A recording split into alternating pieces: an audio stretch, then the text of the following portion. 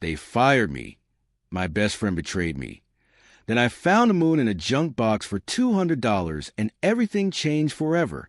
I remember that morning, June 18th. The air was so thick with dust and my own disappointments that breathing felt like a luxury. I, Jonathan Mason, a man who had spent his entire life living among dreams of stars in my little museum, found myself at rock bottom. You know that feeling when everything you thought was solid just crumbles beneath your feet? That was my life that summer. At 57, I thought I had it all figured out. 23 years at the Fort Collins Natural History Museum, watching kids' eyes light up when they saw their first meteorite display. I wasn't just a curator. I was a dream keeper, a guy who made the impossible feel possible. But dreams, as I learned, don't pay the bills when the system decides you're expendable. My termination from the museum wasn't just a layoff. It was a personal slap in the face from director Patricia Hendricks, who decided that instead of me, a veteran with over 2 decades of service, she'd install her nephew Kevin, 24 years old, fresh out of college, with about as much passion for space as a rock has for flying. You know what they told me? Budget cuts. You know what the real reason was? Kevin needed a job, and family comes first in small-town politics. When you're 57 and suddenly thrown to the curb, it's like watching your life's work get erased with a pink slip. This wasn't about money. This was about dignity, about believing that what you do matters. Winston Churchill once said, "Never give up. Never, never, never." Easy words when you're prime minister. Harder when you're staring at medical bills stuck to your refrigerator with a NASA magnet. Reminders of your late wife's cancer treatments that insurance decided weren't essential. The financial pressure was crushing. Sarah had been gone for 3 years, but her medical debt followed me like a shadow. $42,000 in outstanding bills.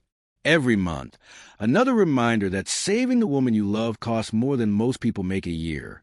The American healthcare system doesn't care about your love story. It cares about your credit score. My kitchen table became a battlefield of overdue notices.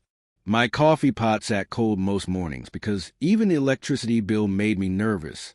The single meteorite still displayed on my mantel, a small iron fragment I bought years ago, seemed to mock me with its cosmic indifference. Then there was Rob Patterson, my best friend for 8 years, my partner in our shared obsession with Apollo missions. We built a collection worth $15,000 together, each patch and document a small miracle we discovered at conventions and estate sales. Through divorces and layoffs, that collection kept us dreaming. Then he vanished. I was busy with Sarah's funeral and hospital debt when our prized Apollo 11 patch popped up online. From estate sale, excellent condition. I called him. He actually picked up. "John, I needed the money." "You stole dreams, Rob. That's worse than stealing cash." Click. Some betrayals cut so deep they change your molecular structure. This was one of them. So there I was, unemployed, debt-ridden, and friendship broken, driving aimlessly through Colorado's back roads on a random Saturday morning. Sometimes running away from your anger is easier than living with it. At least that's what I told myself as I burned gas I couldn't afford. That's when I saw the sign. Estate sale with an arrow pointing down a gravel driveway near Loveland, just off Highway 287. I turned because, honestly, what else was I going to do? Sit at home and count unpaid bills? At least estate sales offer the illusion of possibility. The sale was peak Americana, a ranch house with that lived-in look that screams 3 generations of accumulated memories. Tables covered with the artifacts of a life well-lived, kitchen appliances from the Reagan era, furniture that had seen better decades, and inevitable boxes labeled miscellaneous or treasures awaits. You know the type. Every American suburb has them. The deceased family just wants it gone, price a move, cash only, dreams and memories reduced to garage sale economics. I wandered through the usual suspects, commemorative plates, outdated electronics, clothes that carried the weight of distant memories. Then I saw it. A weathered cardboard box sitting on a folding table, marked in black Sharpie, NASA junk, $200. $200 for a box labeled junk. In my current financial state, that was grocery money for 2 weeks. But something about that box called to me. Maybe it was my museum training. Maybe it was desperation. Maybe it was the universe throwing me a lifeline disguised as overpriced garage sale merchandise. The seller was an elderly man with sharp eyes and the kind of smile that suggested he knew more than he was letting on. I approached the table, trying to look casual. $200 for this junk? I asked, gesturing at the box. This stuff better be gold-plated. He chuckled, the sound of someone who'd heard every negotiation tactic in the book. Maybe it's not gold, son, but who knows what's hiding in that junk? Sometimes there's more sense in the junk than in the shiny stuff. I picked up the box, feeling its weight. Heavy enough to be interesting, light enough to be disappointing. My museum instincts were tingling, that sixth sense you develop after years of handling artifacts. Something about this felt different. My wallet's about to be lighter than my heart today. I replied, try to inject some humor into my financial suicide. He smiled wider. Sometimes the best investments are the ones that don't make sense at first. Despite every rational part of my brain screaming about my precarious financial situation, I pulled out my wallet. 2 crisp $100 bills, money I'd earmarked for utilities. My intuition was my only compass in this storm of life, and it was pointing straight at this box. I paid the man, shook his weathered hand, and carried my expensive mystery to my truck. As I drove home, the box sat in my passenger seat like a promise. Or a threat. I wasn't sure which. Sometimes, when you've lost everything, the only direction left is up, or deeper into the hole. But at least it's movement. Back in my garage, the same garage where Rob and I had once cataloged our dreams, I opened the box with the ceremony of a man who had nothing left to lose. Inside, wrapped in yellow tissue paper, I found treasures that made my heart skip. 3 pristine Apollo 17 mission patches, their colors still vibrant after decades. Yellowed photographs of astronauts in their prime, signed with fading ink. A wrinkled NASA Form 101 envelope, the kind used for official specimen documentation. And then, nestled in the corner like a secret, I found it. A glass capsule about the size of my thumb, maybe 25 millimeters in diameter. Inside, a gray-brown fragment no bigger than a pea, sitting there like it owned the place. There was a small internal label with shaky handwriting. Lunar meteorite, sample NWA 8953. My hands trembled as I held it up to the light. 23 years of museum work had taught me to spot fakes, but this felt different. The weight was right. The color was right. The documentation looked legitimate, but felt right and is right are 2 different things entirely. That night, I couldn't sleep. The capsule sat on my kitchen table under a desk lamp, and I found myself staring at it like it might reveal its secrets through sheer force of will. I pulled out my old museum catalogs, cross-referencing everything I could remember about lunar meteorites. NWA samples, Northwest African meteorites, were legitimate. They'd been finding them in the Sahara for decades, pieces of the moon blasted off by asteroid impacts and eventually fallen to Earth. I remember the internal museum catalog, fragments of sample NW 8953, lunar meteorite, found in Northwest Africa. My pulse quickened. This wasn't just wishful thinking anymore. The next morning, I did what any reasonable person would do. I grabbed a magnifying glass and examined every millimeter of that sample. The fragment showed the characteristic gray-brown coloration of lunar basalt. Under magnification, I could see tiny metallic flecks that caught the light in ways that reminded me of the Apollo samples I'd handled at the museum. My heart started racing. This wasn't just hope anymore. This was looking like the real deal. I held the capsule up to my desk lamp and nearly dropped it. There, catching the light like a tiny star, was a metallic vein running through the sample. My museum instincts were screaming. This was it. This was the moment when everything either made sense or fell apart completely. I sat there in my garage, surrounded by the empty spaces where Rob and I had once stored our shared dreams, holding what might be a piece of the moon. The same moon that had inspired every dream I'd ever had about space, about exploration, about the magnificent absurdity of human curiosity. The irony wasn't lost on me. I'd lost my job at a museum, been betrayed by my best friend, and was drowning in debt.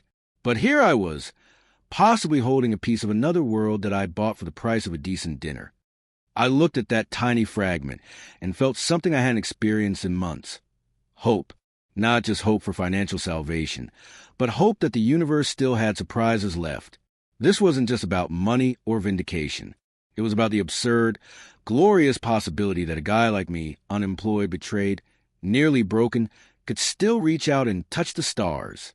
If this was real, I had just bought the moon for $200. The question was, how do you prove you own a piece of heaven? Either way, I was about to find out. The question haunted me for 3 sleepless nights. How do you prove you own a piece of heaven?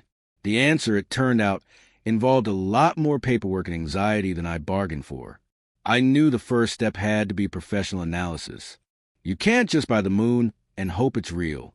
Hope doesn't hold up in court, and it sure doesn't convince skeptics. I needed science. Cold, hard, peer-reviewed science. Finding the right lab felt like online dating for meteorites. I scrolled through university websites, reading credentials and comparing prices like I was shopping for a new transmission. The ASU Center for Meteorite Studies kept appearing in my searches. Arizona State University, home to some of the most respected rock detectives on the planet. Their website was intimidating, professional, the kind of place where people casually discuss isotope ratios over coffee and make million-dollar determinations with electron microscopes. These weren't the kind of folks who suffered fools gladly, and I was starting to feel very foolish indeed. But Albert Einstein once said, "Imagination is more important than knowledge." My imagination was already painting pictures of starlit vindication. The sample preparation process was like performing surgery on hope itself. I had to scrape off exactly 0.15 grams of material from my potential lunar fragment. That's about the size of a grain of rice, but it felt like I was carving away pieces of my soul. Each tiny scraping represented $320. That's what ASU charged for preliminary isotope analysis. In my current financial state, that was 2 weeks of groceries, or the difference between keeping my lights on and sitting in the dark.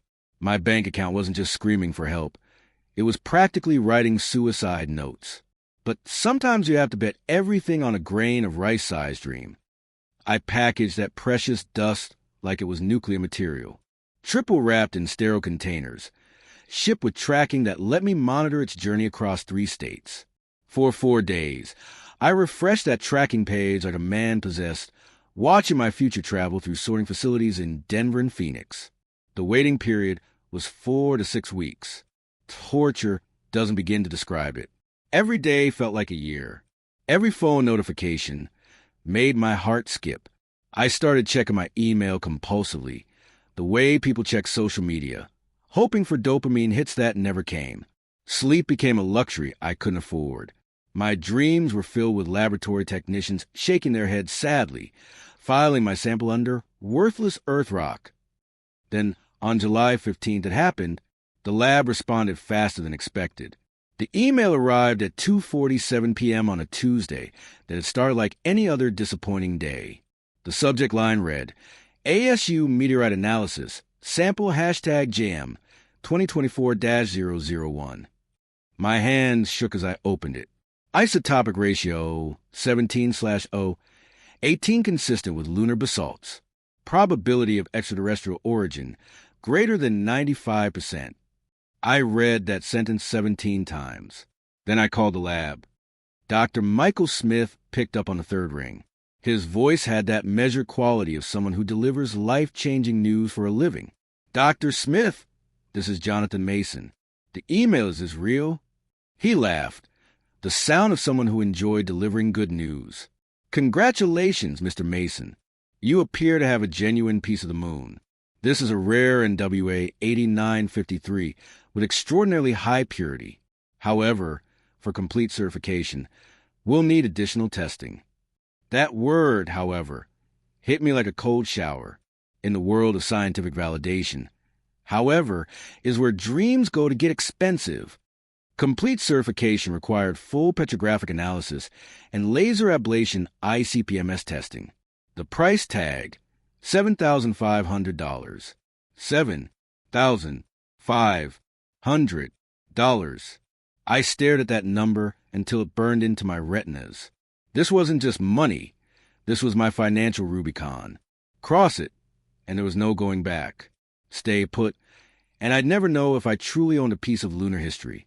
My only option was a title loan against my 2009 Ford F-150. My truck wasn't just transportation. It was my last tangible asset, my final fortress against complete financial collapse. The title loan office sat in a strip mall between a payday advance shop and a place that sold hubcaps. The fluorescent lighting made everyone look like they were dying slowly. The loan officer, a woman with tired eyes and the practiced smile of someone who'd seen every bad decision imaginable, explained the terms. Subprime title loan. 14% annual interest. If I defaulted, they'd take my truck faster than I could say lunar meteorite. This wasn't just borrowing money. This was mortgaging my mobility, my independence, my ability to escape if everything went wrong. But sometimes, to gain everything, you have to risk everything. It's poker, not chess, and I was going all in on a grain of rice-sized bet. I signed the papers with the solemnity of a man signing his own execution warrant. My Ford F-150, reliable companion through 2 decades of Colorado winters, was now collateral in my cosmic gamble. The loan officer handed me the check with the same expression she probably used for funeral condolences. I walked out of that strip mall feeling simultaneously liberated and terrified. I had the money to prove my moon rock was real, but I just bet my ability to drive away if it wasn't. The irony was beautiful in its brutality. To prove I owned a piece of heaven, I'd mortgaged my earthbound transportation. While waiting for the complete certification results, I made what was either my smartest or stupidest decision yet. I decided to tell the world. I set up my phone camera in my garage, cleared my throat, and recorded a simple video titled, "Is This Moon Rock Real?" No fancy editing, no dramatic music, just me, a man with nothing left to lose, talking to a camera about the craziest gamble of his life. The upload took 47 minutes on my ancient internet connection. Each minute felt like an eternity of second-guessing. The response was swift and brutal. Within hours, my video had attracted the usual internet mix of supporters, skeptics, and trolls. Most of the comments came the next day, ranging from amazing discovery to another fake trying to get rich quick. But the comment that cut deepest came from someone I recognized. Kevin Hendricks, the nephew who'd taken my museum job. His comment read, "John, enough fantasizing. Get back to warehouse security where you belong." That digital knife twisted in my chest. Here I was, possibly holding genuine lunar material, and the kid who'd stolen my livelihood was telling me to give up on dreams and accept defeat. But you know what? That comment did something unexpected. It confirmed I was on the right path. Jealousy, I've learned, is the sincerest form of validation. When people try to crush your dreams at heart, it usually means you're onto something real. Their desperate need to diminish your discovery reveals their own insecurity about never discovering anything themselves. I screenshot that comment, not out of spite, but as motivation. Sometimes the best fuel for success is the memory of people who bet against you. The internet had spoken, and the internet was divided. But division meant engagement, and engagement meant people were paying attention. 3 weeks after my video went live, my phone rang at 8:30 a.m. on a Saturday. Unknown number, Colorado area code. I almost didn't answer. Bill collectors had trained me to avoid unexpected calls. The voice on the other end was female, young, and trembling with barely controlled anger. "Mr. Mason, this is Amy Slater. I think you have something that belongs to my family." The name hit me like a lightning bolt. Slater, the estate sale, the box of NASA junk. Amy Slater turned out to be the younger daughter of the late Dr. Harold Slater, whose estate sale had changed my life. Her voice carried the kind of righteous indignation that comes from believing you've been wronged by the universe. She explained that I'd purchased a meteorite from her brother Thomas, but Thomas hadn't had the right to sell their father's scientific equipment. According to Amy, the lunar sample was part of Dr. Slater's research collection and should have remained with the family. "You need to return that specimen to us," she said, her voice gaining strength with each word. Thomas had no authority to sell Dad work. I listened to her argument with the sinking feeling of a man watching his dreams get served with legal papers. She wasn't wrong about family inheritance laws being complicated. She wasn't wrong about scientific specimens having emotional value beyond their monetary worth. But she was wrong about one crucial thing. I bought that meteorite legally with proper documentation from someone who presented himself as the rightful owner. Amy, I said carefully, I understand your position, but I bought this honestly with a receipt from Thomas at your family's estate sale. If there were restrictions on what he could sell, that's between you and him. Her response was swift and cold. You'll be hearing from our attorney. The line went dead, leaving me staring at my phone like it had just bitten me. In the span of one conversation, my potential moon rock had transformed from a cosmic treasure into a legal liability. This was the moment I learned that finding something valuable doesn't just attract opportunity. It attracts lawyers. In America, every dream comes with a possibility of litigation. Every treasure chest has a lawyer hiding inside, ready to explain why you can't keep what you found. I looked at my little glass capsule sitting innocently on the kitchen table. Such a small thing to cause such enormous complications. The next few days passed in a haze of internet research about property law, inheritance disputes, and the legal status of meteorites. I discovered that the world of space rocks exists in a fascinating legal gray area where cosmic debris meets earthbound bureaucracy. Did Dr. Slater own the meteorite outright? Was it part of his research collection or personal property? Did Thomas have the legal right to sell it? Was my purchase legitimate or fraudulent? These weren't questions for a former museum curator. These were questions for lawyers who charged more per hour than I'd paid for my truck. Meanwhile, as for the complete certification, still pending. I was simultaneously fighting to prove my rock was from the moon while defending my right to own it. The cosmic joke wasn't lost on me. I might successfully prove I own a genuine lunar meteorite just in time to have it legally seized from me. The stress was eating me alive. My sleep was non-existent. My savings were gone. My truck was collateral in a title loan. And now I had the Slater family threatening to drag me to court over a purchase I'd made in good faith. But here's the thing about reaching rock bottom. Sometimes it's the most solid foundation you can find. I made a decision that night. Sitting in my garage with my potentially priceless, possibly worthless, definitely contested piece of space rock. Whatever happened next, whether the final test confirmed my lunar meteorite or whether the Slaters succeeded in reclaiming it, I wasn't going to back down. This wasn't just about money anymore.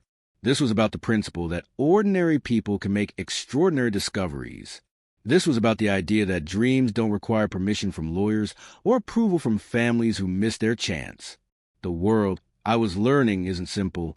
When you find something valuable, there will always be people who want to take it away from you. But sometimes, the things worth having are the things worth fighting for. Amy Slater thought she could intimidate me into giving up my discovery. Kevin Hendricks thought he could shame me back into warehouse work. The internet trolls thought they could convince me I was chasing fantasy. They were all about to learn something about a 57-year-old man with nothing left to lose. When you take everything away from someone, you don't make them weaker. You make them dangerous. The battle for my piece of the moon was just beginning. And honestly, I was looking forward to the fight. The battle for my piece of the moon was about to get very real, very fast. 2 weeks after Amy Slater's threatening phone call, a process server showed up at my door with papers that made my blood run cold. The Slater family had filed a civil replevin lawsuit, case #D, 2022 CV 0791, in San Juan County District Court. They were demanding the return of what they claimed was their property. My name was now in the court registry, listed alongside DUI cases and property disputes. I, a regular guy from a small museum, was suddenly facing the full weight of the American legal system. This was David versus Goliath, but I wasn't planning to go down without a fight. By the time court proceedings began, the full ASU certification had finally arrived. The results were conclusive. NWA 8953. Confirmed lunar origin, extraordinary purity. The irony wasn't lost on me. I finally had definitive proof I owned a piece of the moon, just in time to be sued for it. The lawsuit papers were written in that special legal language designed to make normal people feel stupid and scared. Basically, they argued that Thomas Slater had no right to sell his father's scientific specimens, that the meteorite was part of Dr. Slater's research collection, and that I was essentially holding stolen property. Reading those papers felt like being punched in the gut by a law school textbook. I knew I needed a lawyer, but good lawyers cost money I didn't have. I found myself in that uniquely American situation where you need legal help to afford legal help. After calling 6 law firms and getting quotes that range from expensive to sell your kidney, I finally found someone willing to work with me. Maria Santos was a solo practitioner who specialized in property disputes. She had the kind of quiet confidence that comes from years of fighting for underdogs. More importantly, she believed in my case. "Jonathan," she said during our first meeting, "you have something most people in legal disputes don't have, a paper trail. You bought this legally, with documentation, from someone who presented himself as the owner. That's not theft, that's commerce." The discovery phase of the lawsuit was like having your entire life audited by pessimistic accountants. The Slater family's lawyers demanded everything: bank records, phone logs, my complete purchase history from the estate sale, even my museum employment records. They were looking for any hint that I'd known the meteorite was part of Dr. Slater's research collection, any evidence that I conspired with Thomas to defraud the family. What they found instead was a simple story. Unemployed museum curator buys box of space junk, gets lucky. Sometimes the truth is disappointingly straightforward. The trial took place nearly 3 months after the initial filing. My weapons in this legal battle were surprisingly simple.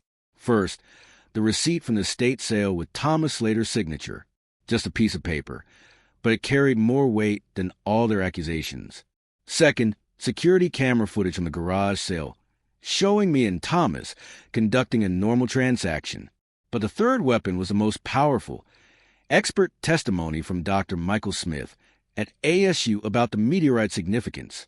He didn't just confirm it was lunar material. He explained why it mattered. "This isn't just a family heirloom," he testified. "This is an object of cultural and scientific importance that belongs in the public domain, not hidden in someone's private collection." Those words hit like thunder in the courtroom. The cross-examination was where things got interesting. The Slater family's attorney was a composed woman with sharp questions and professional demeanor. She leaned forward slightly as she addressed me. "Mr. Mason, you understood this wasn't an ordinary rock when you purchased it, correct?" "Yes. I suspected it might be something special. That's why I bought it." "And you didn't ask the seller whether he had the right to sell such valuable items?" "I did ask. Thomas told me it was his father's estate, and he had the right to dispose of it. I believed him." She paused, studying her notes. "You believed him because it was convenient to believe him." "No, I believe him because he was the one running the estate sale." The turning point came when my lawyer played the security footage in court. There I was, a middle-aged man in a wrinkled shirt, having a perfectly normal conversation with Thomas Slater about a box of old NASA memorabilia. No drama, no conspiracy, just 2 people conducting business. The judge watched that footage with the expression of someone who'd seen enough real crime to recognize an honest transaction when she saw one. She also reviewed the original will, which made no specific mention of the meteorite or any restrictions on Thomas's authority to sell estate items. The Slater family's case started crumbling in real time. But the real surprise was what happened outside the courtroom. Somewhere between the filing of the lawsuit and the trial date, my story had grown legs. A reporter from the Albuquerque Journal picked up the court filing and wrote a piece titled, "Teacher May Own Real Moon Rock." The article was picked up by regional news outlets, then national ones. Then came social media. My son Danny, who'd barely spoken to me since his mother's funeral, called me on a Thursday evening with excitement in his voice I hadn't heard in years. "Dad, you're on TikTok." Apparently, someone had turned my story into a video with dramatic music and text overlays. The hashtag #MoonrockDrama exploded across platforms, gaining 2.1 million views in 2 days. The internet had turned my legal battle into entertainment. People were choosing sides like it was a sports game. Team Jonathan versus Team Slater. Comment sections filled with armchair lawyers debating property rights and inheritance law. My favorite comment came from a user named SpaceGirl2003. This is what happens when ordinary people refuse to be ordinary. Go get him, Moon Man. I'd become a symbol for something bigger than myself. The media attention brought unexpected consequences. 3 days after the TikTok explosion, my phone rang with a number I hadn't seen in months. Rob Patterson, my former friend and business partner, was calling. His voice was different, smaller, ashamed. "John, I saw the news. Is it true? Did you really find the moon?" He fumbled through an apology that felt 3 years too late, then said what I knew was coming. "Maybe there's still a way to work together?" I let him finish, then paused. "Rob, you wrote yourself out of this story years ago. This is my chapter now." I hung up. It felt good, not out of spite, but closure. I was finally done carrying other people's regrets. The trial itself was almost anticlimactic after all the media build-up. Judge Maria Gutierrez, a woman with stern eyes and a fair reputation, listened to both sides with the patience of someone who'd heard every possible family dispute. The Slater family's case ultimately fell apart on simple legal principles. They couldn't prove Thomas lacked the authority to sell the meteorite, and I had acted in good faith. The law protects good faith purchasers, even when family drama complicates the situation. Thomas had been the estate's executor. The will was vague about scientific collections. I bought the meteorite openly at a public sale with proper documentation. When Judge Gutierrez announced her decision, the courtroom was packed with reporters and curiosity seekers. Her words were measured but decisive. The sale was conducted in good faith. The heirs have failed to prove the transaction was invalid. The rightful owner of a meteorite is Jonathan Mason. She also ordered the Slater family to pay a portion of my legal fees under Rule 1-054D, NMRA, $12,000. Not only had I won, but I'd won with costs. The gavel came down like a gunshot of justice. The crowd outside the courthouse was surreal. Reporters shouted questions, cameras flashed, and strangers cheered like I just won the Super Bowl. I held up the court decision with shaking hands, feeling like I was in someone else's dream. But the moment that mattered most came when a young reporter asked what I planned to do next. "It's time to return this rock to humanity." I said, "Not hide it in someone's closet." Those words came from somewhere deep inside me, a place that remembered why I'd fallen in love with space exploration in the first place. Standing on those courthouse steps, surrounded by cameras and microphones, I felt like an astronaut emerging from a successful mission. The legal battle had been just the beginning. Now came the real work, figuring out what to do with a piece of the moon that had cost me everything, but given me so much more. The media circus was just getting started, and I was no longer just Jonathan Mason, former museum curator. I was Jonathan Mason, the man who bought the moon for $200 and fought the system to keep it. As I walked back to my truck that day, I realized something profound had happened. I'd entered that courthouse as a defendant, someone forced to justify his actions. I was leaving as a victor, someone who'd proven that ordinary people can do extraordinary things. The meteorite in my pocket felt heavier somehow, not because it had gained mass, but because it had gained meaning. It wasn't just a rock anymore. It was proof that the universe still had magic left in it. The story was far from over. If anything, winning in court had just opened the door to bigger questions. What do you do when you own a piece of another world? How do you honor that responsibility? I was about to find out that proving ownership was the easy part. The hard part was deciding what that ownership meant, not just for me, but for everyone who'd ever looked up at the moon and wondered what it would feel like to hold a piece of it. But first, I had to figure out how to turn a legal victory into something that would matter long after the cameras stopped rolling and the reporters moved on to the next story. The moon was mine. The question now was, what was it worth? And more importantly, what was the right thing to do with a treasure that belonged to all humanity, but was legally owned by one very lucky, very stubborn former museum curator from Colorado? The real adventure was just beginning. The moon was mine. The question now was, what was it worth? I didn't have to wait long. to find out. The courthouse victory had done more than vindicate my ownership. It had put my meteorite on the radar of people with very deep pockets and very specific interests in extraterrestrial real estate. 3 weeks after Judge Gutierrez's gavel fell, I received a FedEx envelope that would change everything. Again, the letter came from Heritage Auctions, one of the most prestigious auction houses in the world. These weren't the kind of people who dealt in garage sale finds or small-town curiosities.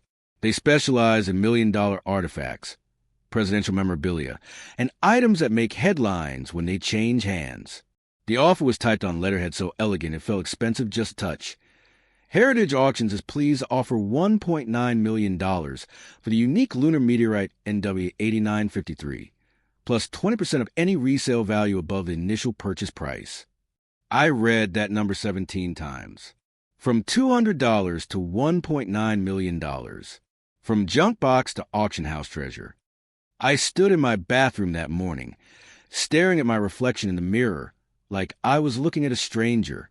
The man looking back at me had the same weathered face, the same tired eyes, but somehow everything had changed. It was like discovering you'd been Clark, Ken your whole life, and just found out you could fly.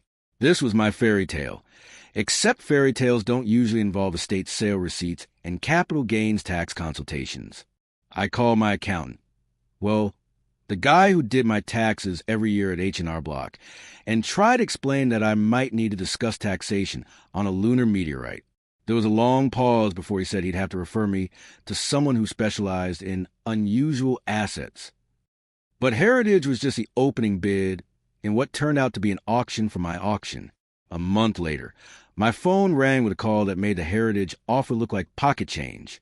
Dr. Bruce Harwood from the Smithsonian Institution was on the line, and his voice carried the weight of American scientific history. Mr. Mason, I'm calling about your meteorite. The Smithsonian would like to make you an offer. I sat down. When the Smithsonian calls, you sit down. Dr. Harwood's proposal was unlike anything I'd imagined. $2.2 million cash, plus an $800,000 endowment fund in your name, the Mason Education Endowment, if the specimen immediately enters our permanent collection. $3 million. Total, for a rock I'd bought for the price of a nice dinner. Dr. Harwood, I said, try and keep my voice steady. Why such a sum? This is a meteorite, not an Apollo sample. His answer floored me. Mr. Mason, your NW8953 is extraordinary. It has exceptional preservation, remarkable purity, and most importantly, your story is given incredible cultural value and media attention. This is the first lunar specimen to go through a public court case with a proven chain of custody. This isn't just a rock, it's a phenomenon. He continued, your meteorite has become something beyond its scientific value. It's a symbol. It represents the idea that extraordinary discoveries can happen to ordinary people. That's worth more than the mineral composition of any space rock. I felt something shift inside me. This wasn't just about money anymore. This was about recognition. This was about my moon rock, found in a box labeled junk, becoming part of America's national treasure. It was like the entire history of space exploration was inviting me to join the club. But I had conditions, non-negotiable conditions. I want the display to read, donated by Jonathan Mason, former small-town museum curator. I told Dr. Harwood, not anonymous donor or private collection. I want people to know that regular folks can make extraordinary discoveries. This was my message to everyone who'd ever been told they weren't smart enough, connected enough, or important enough to matter. This was my response to Kevin Hendricks and everyone like him who thought dreams belonged only to other people. The Smithsonian agreed without hesitation. The final negotiations took weeks. Lawyers, paperwork, tax consultations with specialists who understood unusual asset transfers, and more legal documents than I'd seen in my entire life. But finally, we set a date, July 4th, Independence Day. The symbolism wasn't lost on anyone. On the day America celebrated its freedom, I was about to achieve my own independence from financial worry, career disappointment, and the feeling that my best days were behind me.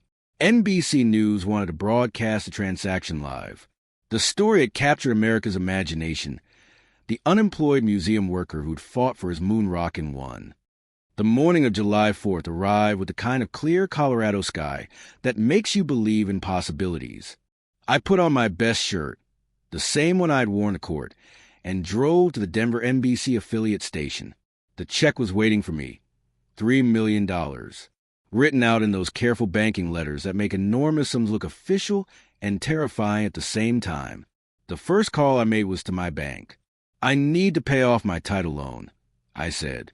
The Ford F-150. 20 minutes later, my truck was fully mine again.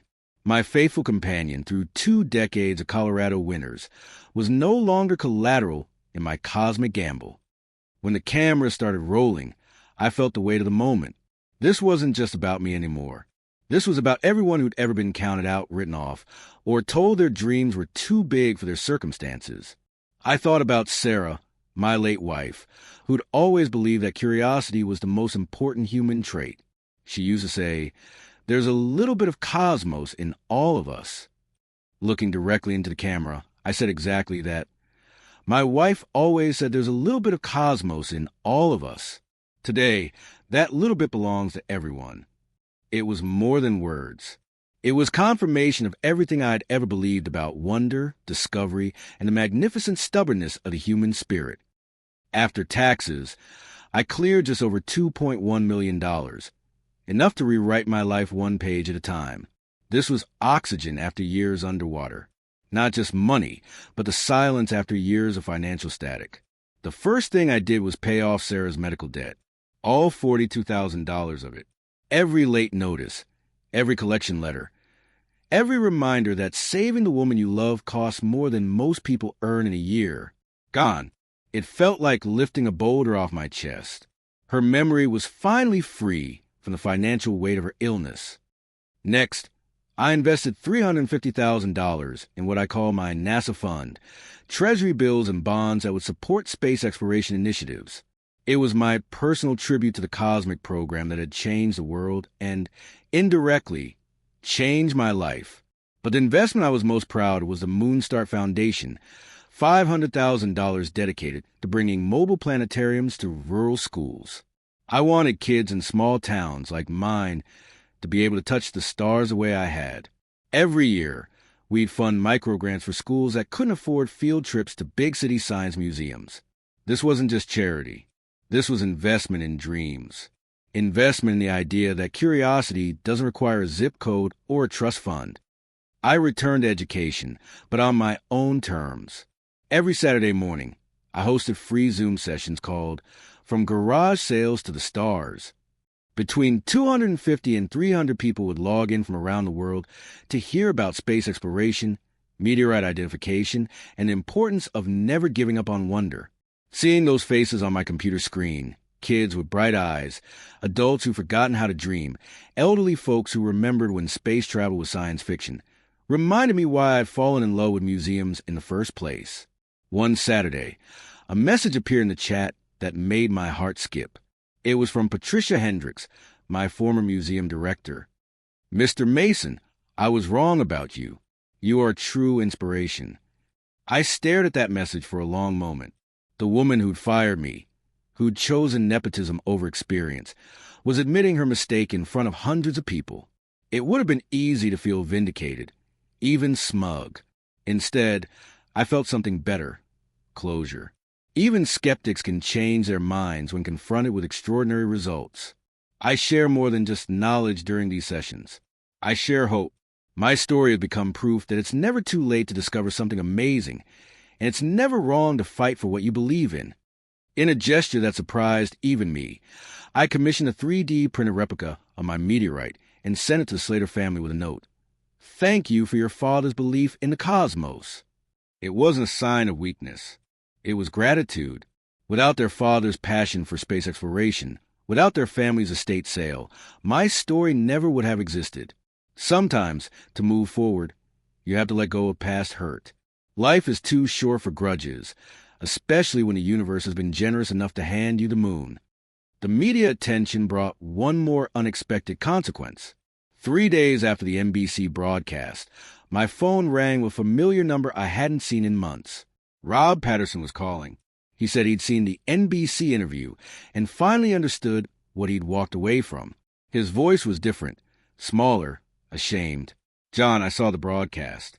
I can't believe I walked away from all this." "Rob," I said, keeping my voice steady, "you didn't walk away from this. You walked away from friendship. This was never guaranteed." I hung up feeling something I hadn't experienced in years. Complete closure. Last year, I stood in the Smithsonian's National Museum of Natural History in front of a display case labeled the Mason Fragment. The placard read, "Donated by Jonathan Mason, a man who showed how curiosity conquers indifference." Next to me stood a little girl, maybe 7 years old, tugging on her mother's sleeve with the relentless energy of childhood wonder. "Mommy, could I find Mars when I grow up?" Her mother smiled with the kind of patience that comes from answering impossible questions all day. "Of course, sweetheart. If Mr. Mason could find the moon in a box, you can find anything." I smiled, watching them walk away. The little girl kept looking back at the display case, her imagination probably already planning expeditions to distant worlds. This wasn't just a rock anymore. This was a story. My story. Your story. The story of anyone who's ever believed that miracles might be hiding in the most ordinary places, waiting for someone curious enough to look.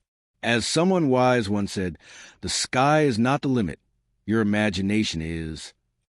Standing there in that museum, watching strangers marvel at something I'd found in a junk box, I realized I'd become part of something bigger than myself.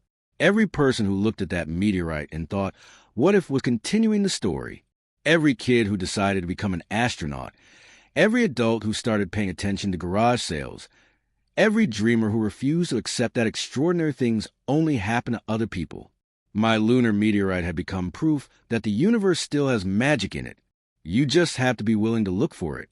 So here's my challenge to you. What's the strangest thing you've ever found at a garage sale or thrift store? What mystery is sitting in your garage right now, waiting to be discovered? What dream have you been too practical to pursue? Maybe your moon rock is still out there, hidden in plain sight, waiting for someone brave enough to see its potential. Write in the comments about your most unusual garage sale find. Subscribe to this channel and check out our Garage Sales to Fortune playlist. Use hashtag MoonRockMiracle if you believe that big stories hide in small stones. Because here's what I learned. The universe is full of wonders, but wonder requires witnesses. Every discovery needs someone willing to take a risk, ask questions, and refuse to accept that extraordinary things only happen in movies. Your moon rock might not be made of lunar material. It might be an idea, an opportunity, a relationship, or a chance encounter that seems too good to be true. But take it from someone who bought the moon for $200. Sometimes the most impossible things are just waiting for someone foolish enough to believe they're possible. The cosmos has a little piece of magic reserved for each of us. Mine happened to be a gray-brown fragment from another world, hidden in a box labeled junk. What's yours going to be?